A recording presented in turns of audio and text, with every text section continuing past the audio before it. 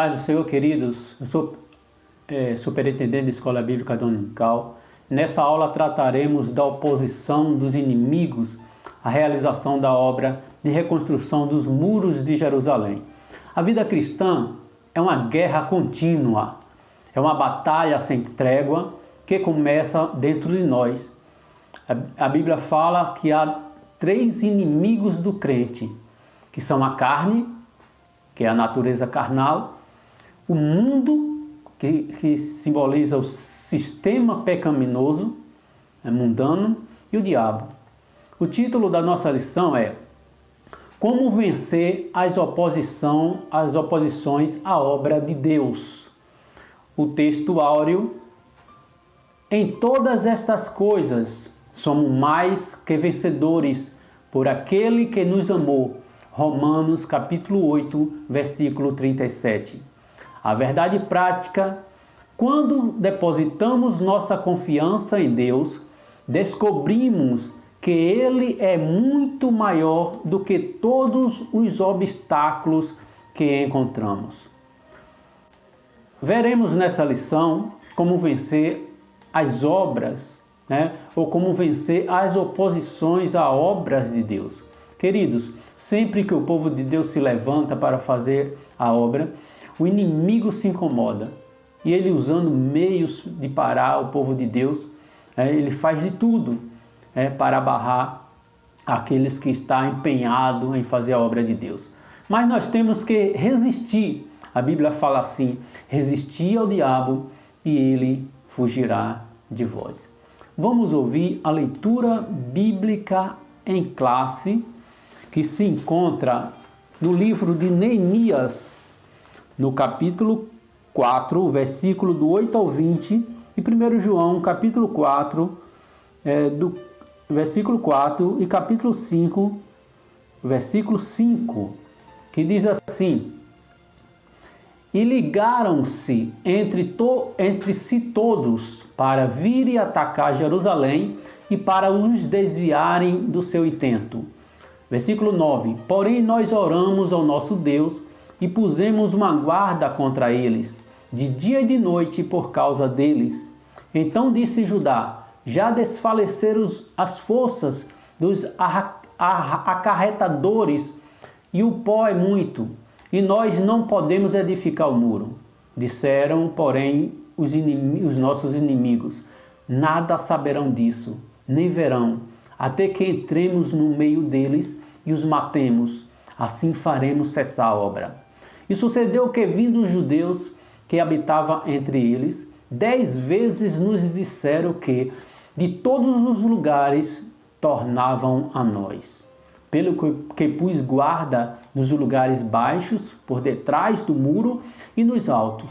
E pus o povo pelas suas famílias, com as suas espadas, com as suas lanças e com os seus arcos.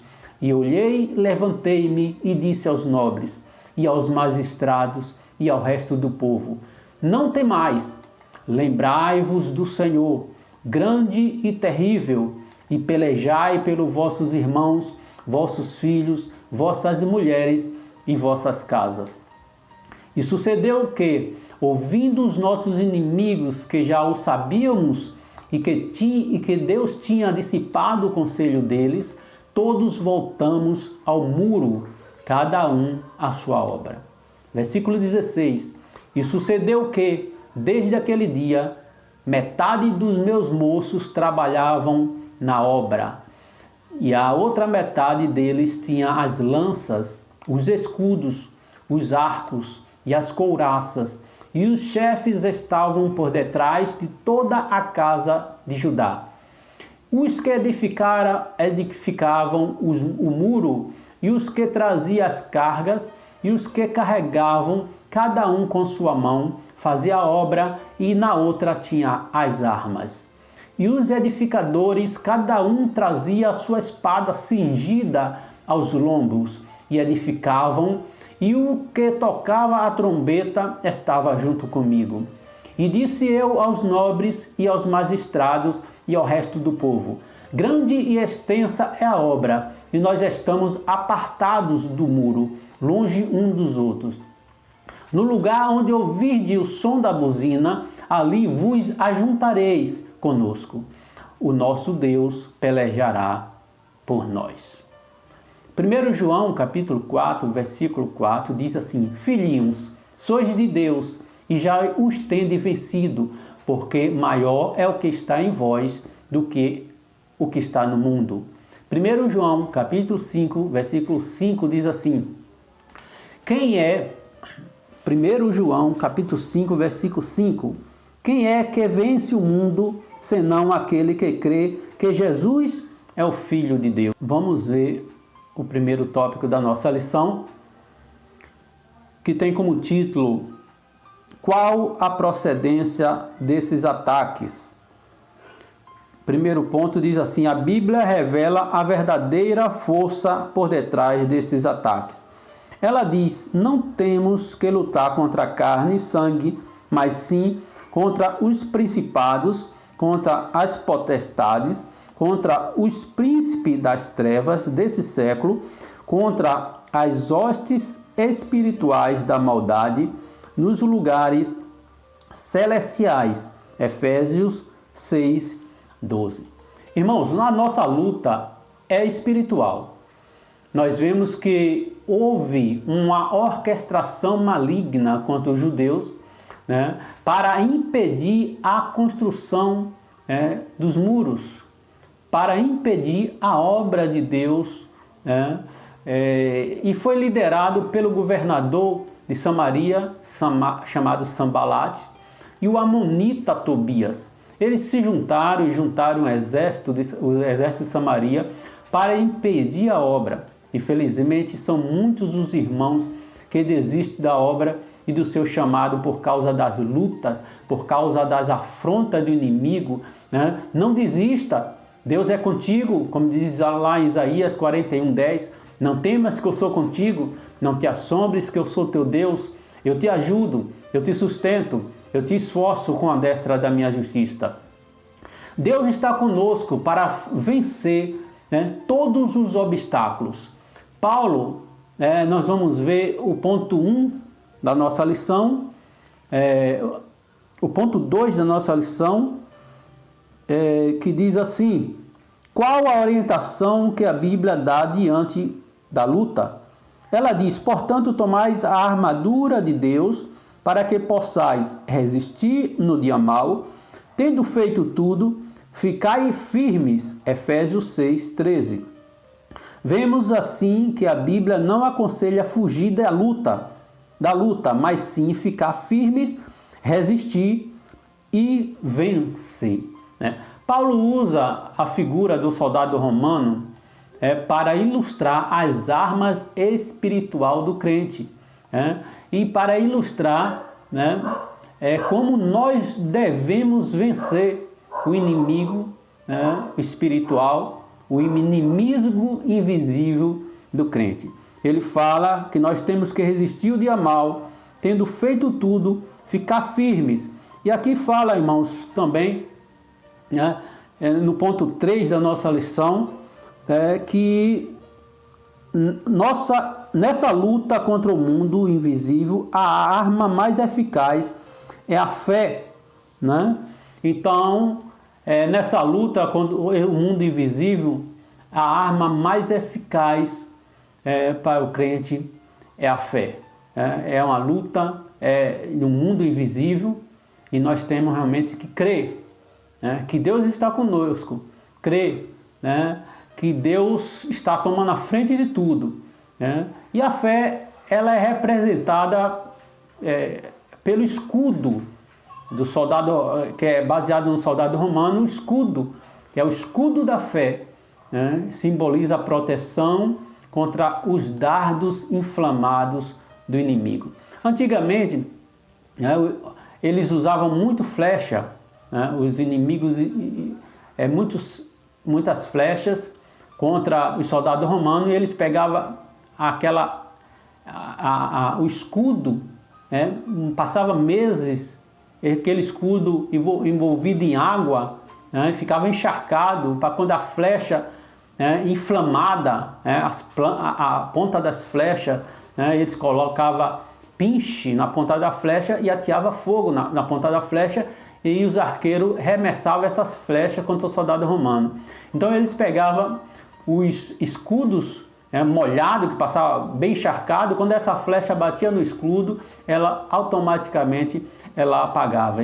Então isso era uma tática dos soldados romanos, e Paulo usa essa simbologia para dizer que nós temos que estar com o escudo da fé, para que assim possa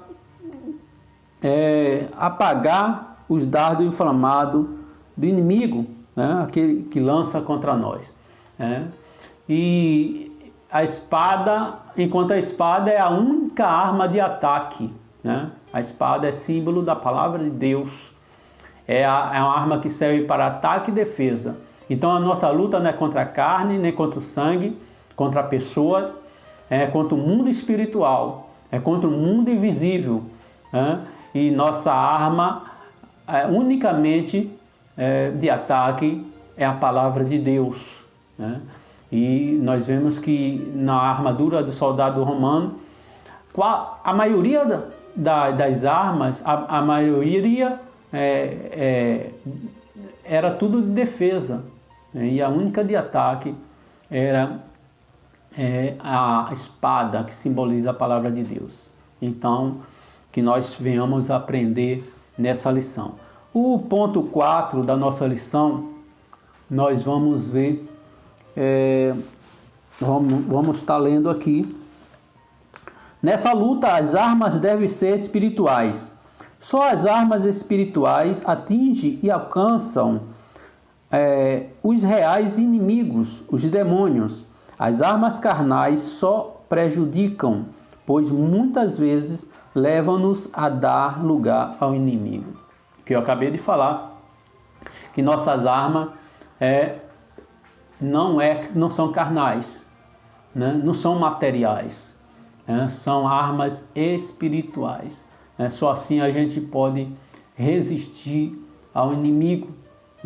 Deus está sempre na presença de Deus, e continuar assim a reconstrução da obra. O inimigo se levanta contra a nossa vida, mas que nós possamos estar usando as armas de que Deus nos deu, a oração, a fé, a justiça, e nós possamos assim resistir ao diabo. A Bíblia fala assim: resistir ao diabo e ele fugirá de vós. O povo estava insistente em continuar a reconstrução da obra. Isso suscitou ira do inimigo, que usou pessoas como fantoches, e ele usa pessoas como fantoches para afrontar o servo de Deus e parar a obra de Deus. Em 1 João capítulo 4, versículo 4, a Bíblia diz que maior é o que está em nós do que o que está no mundo. Em Romanos capítulo 8, versículo 31, diz assim: se Deus é por nós, quem será contra nós? A confiança em Deus é o maior incentivo à obra. Então, que nós possamos ser impulsionados pela confiança que nós temos em Deus e a certeza de que Deus é por nós. A Bíblia fala em João capítulo 5, versículo 5, que sem mim nada podeis fazer. Vamos ao segundo tópico da nossa lição. O segundo tópico da lição diz assim: o inimigo procura atingir a nossa fé. O inimigo ataca com a arma do desprezo. Dizia: que fazem esses fracos judeus? De fato, em nós mesmos somos fracos. Paulo disse: quando estou fraco, estou forte. Quando o crente é tentado a se comparar com o inimigo, está em perigo. Foi essa tentação que derrubou Israel, quando os 10 espias disseram: não poderemos subir contra aquele povo, porque é mais forte do que nós. Números, capítulo 13, versículo 31. Queridos, no tempo do Êxodo, a maioria dos israelitas tinha medo de entrar em Canaã. Por quê? Por causa dos gigantes que havia lá. No livro de Números, capítulo 13, versículo 32 e 33, a Bíblia fala que 12 espias são enviados à terra prometida para espiar aquela terra e voltaram com um relatório muito alarmante. E eles diziam: vimos ali gigantes, éramos aos seus olhos como um gafanhoto. A Bíblia fala, irmãos, que o rei Og de Bazã dormia em uma cama de ferro de mais ou menos 4 metros. Era um gigante. A Bíblia diz que Golias agora vem afrontar os israelitas, e ele afronta os israelitas por 40 dias e 40 noites. E o povo estava com medo. E o mais alto que se encontrava, o mais em posição de lutar, era o rei Saul, que era o mais alto dentre Israel naquela época, mas ele também estava com medo. E aí Deus usa um menino para enfrentar o gigante. E Davi venceu porque tinha confiança em Deus. Davi chega ao ponto de dizer: quem é esse incircunciso filisteu para afrontar o exército do Deus vivo? Não era qualquer exército, era o exército do Deus vivo. Deus é conosco. Davi venceu porque Deus estava com ele. Que nós possamos aprender. Sabemos que nós somos fracos, mas Deus é forte, Deus é poderoso, Deus é todo poderoso, e não há maior do que Ele. Ele é onisciente, onipotente e onipresente. Amém? Ponto 2 da nossa lição, tópico 2 e o ponto 2, o inimigo ataca com a arma do escárnio. Trata-se de uma arma que os inimigos da obra de Deus têm usado em todos os tempos.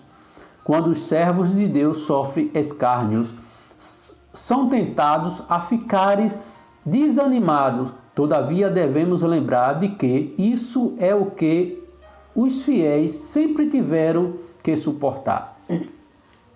Queridos, o inimigo ataca com a arma do escárnio. A obra de Deus sempre foi alvo de escárnio. Defronte da cruz, Cristo havia ali onde Cristo estava crucificado, havia pelo menos 4 grupos. E a Bíblia identifica eles como os observadores. O primeiro grupo era o grupo dos observadores. O segundo grupo era o grupo dos blasfemadores. O terceiro grupo era o grupo dos zombadores. E o quarto grupo era o grupo dos escarnecedores. Em Mateus capítulo 27, do 28 ao 31, a Bíblia fala que despiram Jesus, colocaram coroa de espinho na sua cabeça, escarneceram dele e disseram assim: salve o rei dos judeus. E ali escarneceram de Jesus. Mas, como nós vemos, irmãos, a cruz não parou Jesus. Os soldados romanos não parou de Jesus. Herodes não parou Jesus. Pilatos não parou Jesus. A morte não parou Jesus. Porque ao terceiro dia ele ressuscitou. Então que nós possamos ver que nossa vitória está em Cristo Jesus.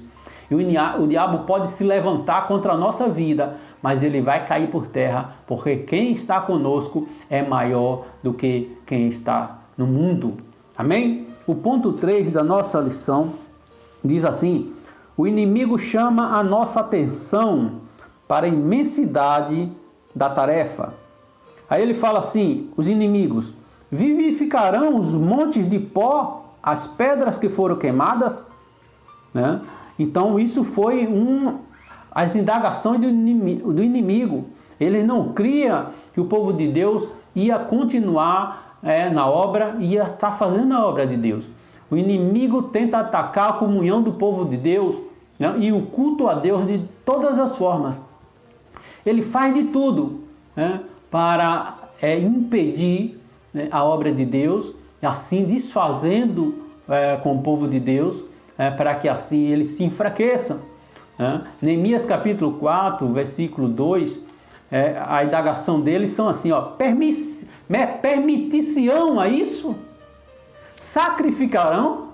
Né? Então eles não cria, né, que eles iam finalizar e reconstruir os muros de Jerusalém. Mas o povo de Deus não desiste.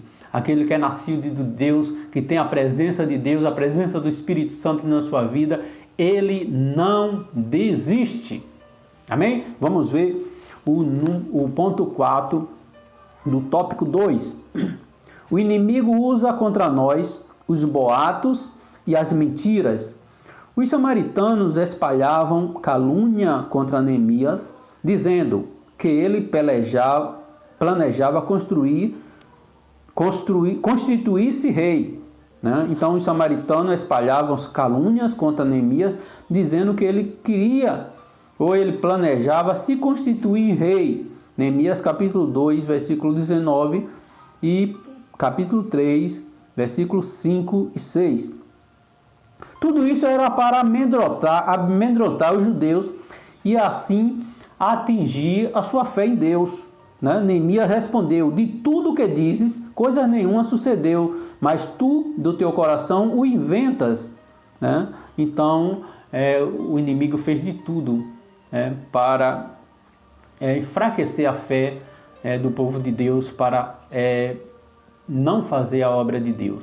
O inimigo usa contra nós boatos, mentira.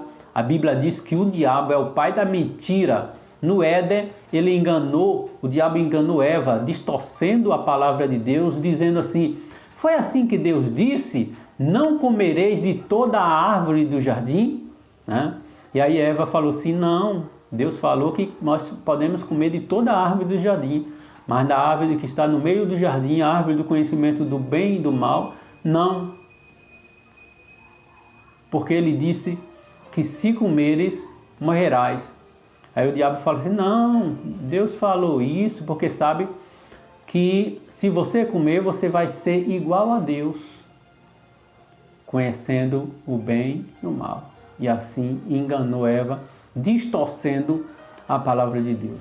Então, irmãos, que nós possamos estar atentos para não ser enganados por aqueles que distorcem a palavra de Deus para nos enganar e assim nos fazer pecar. Amém? Vamos ao ponto 5 do segundo tópico. O inimigo usa como armas a astúcia. Os samaritanos convidaram os judeus para juntos se congregarem nas aldeias, porém tentavam fazer mal a Neemias. Insistiram na proposta, mas o convite foi repetidamente recusado por Neemias. Estou fazendo uma grande obra, não podereis descer. Neemias capítulo 6, versículo 3. O inimigo usa como arma a astúcia. Né? Eu sempre falo que é pior um inimigo infiltrado na fortaleza do que um exército todo do lado de fora. O diabo se transfigura até em anjo de luz para enganar os fiéis. E às vezes ele está infiltrado entre o povo de Deus. Assim como entrou na fila dos anjos, lá no livro de Jó, e ali indagou sobre Jó, acusando Jó de que Jó só servia a Deus por causa da sua riqueza, das suas posses, da sua terra. Ele estava ali infiltrado. E às vezes o inimigo se infiltra no meio do povo de Deus para trazer engano, para trazer dissensão, desunião. E um inimigo, irmãos, disfarçado no meio e dentro de uma fortaleza, ele é muito mais perigoso do que todo um exército armado do lado de fora. Que nós venhamos aprender isso, está não só orando, mas orando e vigiando. O ponto 6 da nossa lição diz assim: o inimigo usa como arma as ameaças. Os inimigos dos judeus ameaçaram guerrear contra eles, a fim de espalharem medo e pânico entre o povo de Deus.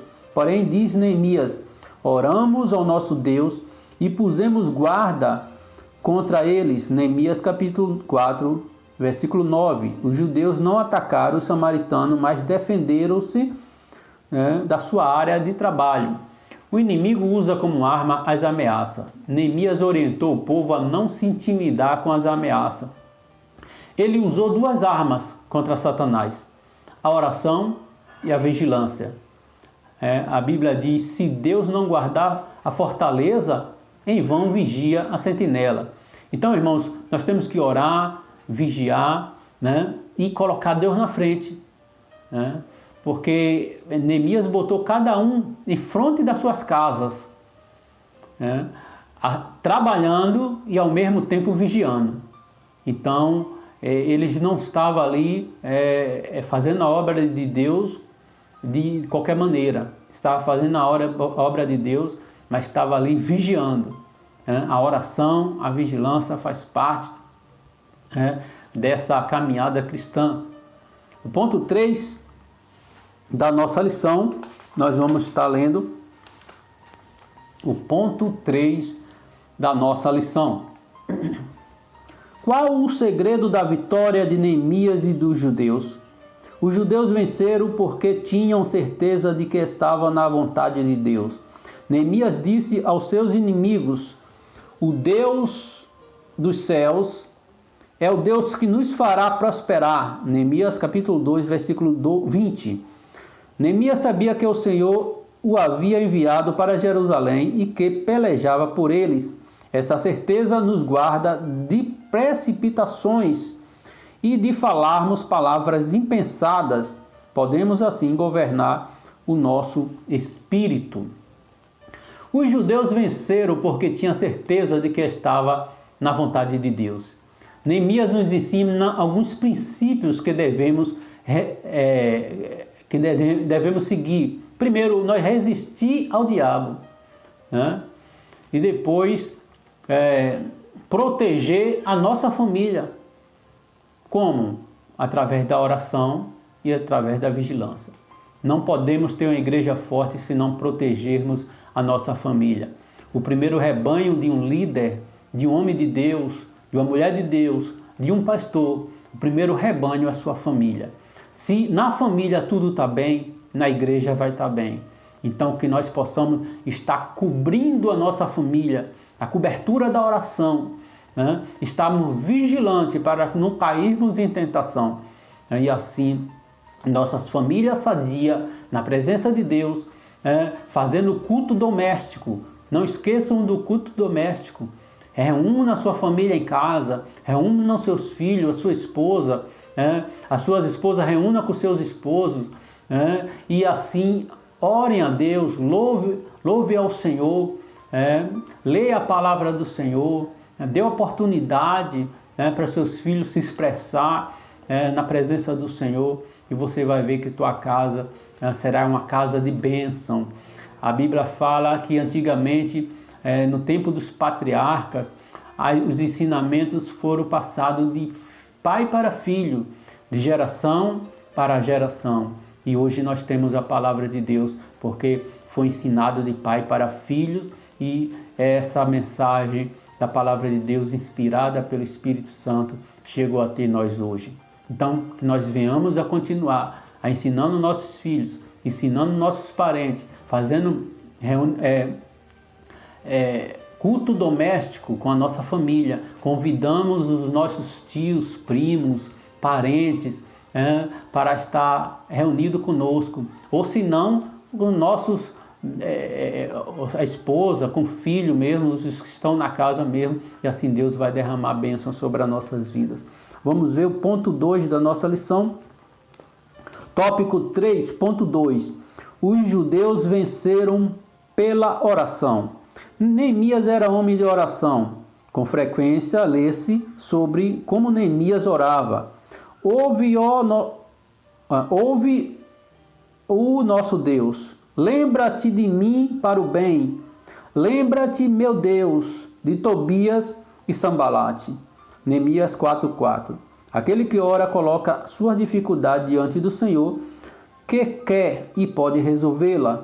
O mesmo Deus que nos exortou a orar também promete nos responder as orações. Os judeus venceram pela oração. Neemias sabia recorrer a Deus em oração. Quando as coisas não estavam bem, ele ia orar. E às vezes nós procuramos, irmãos, a Deus quando tudo parece perdido, né? Na última hora é que nós vamos procurar a Deus, né?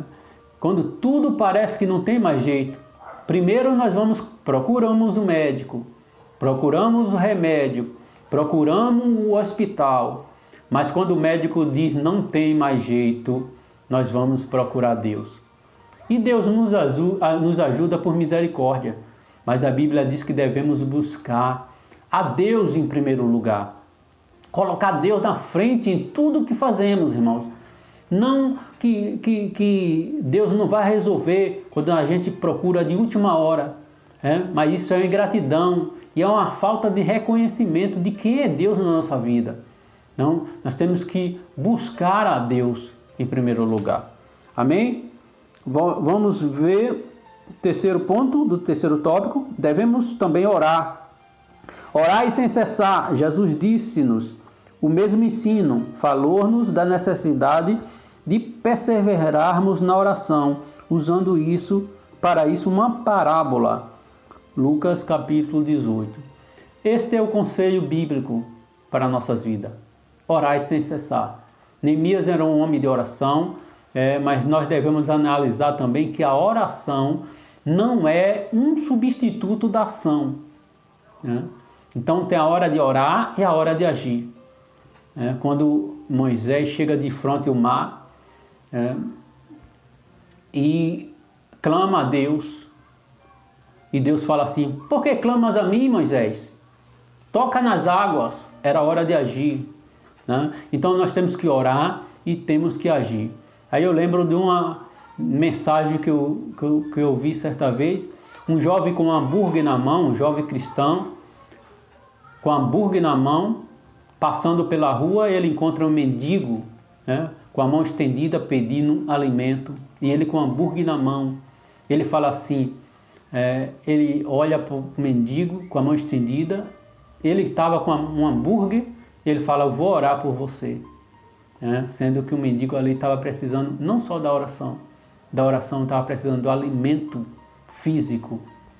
Jesus orou pelo povo, mas também quando a multidão sentiu fome, ele multiplicou pães e peixe. Então que a nossa oração não seja um substituto da nossa ação.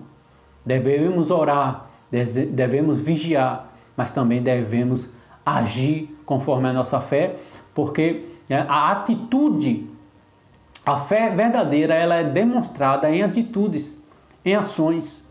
Porque se nós formos aí no mundo perguntar a qualquer um do pessoal aí que está aí fora: você tem fé em Deus? Se ele não for ateu, ele vai falar assim: tenho. Se você tem fé em Deus, tenho. Mas qual é a diferença? Não age conforme a sua fé. A Bíblia diz que o diabo crê que estremece. Mas qual é a diferença?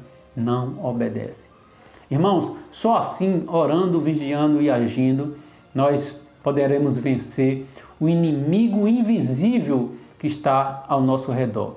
Que Deus em Cristo nos abençoe. Eu espero que tenha sido um bom ensinamento para todos vocês. Tenham uma boa aula.